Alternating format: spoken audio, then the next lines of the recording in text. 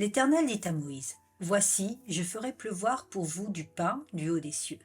Le peuple sortira et en ramassera jour après jour la quantité nécessaire afin que je le mette à l'épreuve et que je vois s'il marchera ou non selon ma loi. » Exode chapitre 16 verset 4.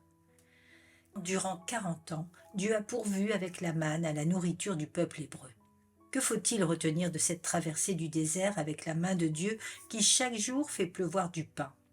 L'assurance que par la foi, nous ne serons jamais abandonnés. Le peuple est libéré d'Égypte et il est nourri dans le désert avec la promesse de la terre promise. Et pourtant, il ne respectera pas Dieu. Il errera durant 4 décennies en se plaignant de son sort.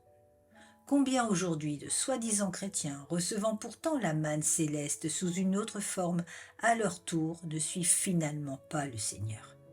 Combien n'acceptent pas l'appel de Dieu qui vient pour les libérer du péché, les nourrir et leur offrir la terre promise?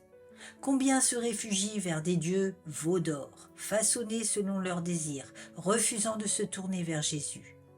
Ils parlent cependant de Jésus, de son amour, ils désirent vivre des expériences spirituelles pour améliorer leur vie, mais ils sont étrangers au véritable évangile qui est de vivre pour Jésus et non plus pour eux-mêmes.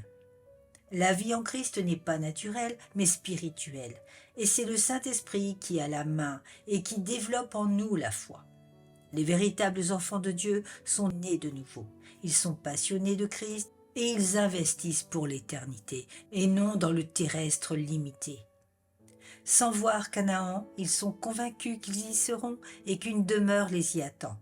Même s'il faut se contenter de la manne dans le désert, ils ne se rebellent pas contre Dieu, ils ne gémissent pas, ils se réjouissent d'être conduits, guidés et portés par le Seigneur.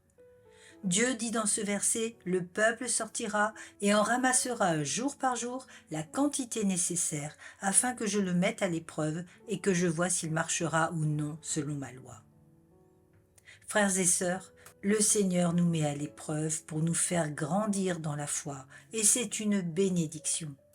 Ne soyons pas comme ce peuple dans le désert qui a erré durant 40 ans sans voir la terre promise.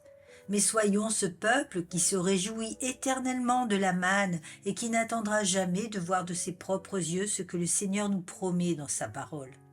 La vue des yeux, de la chair, n'est pas comparable à la vue de l'esprit. Alors regardons et marchons par l'esprit, non plus par la chair.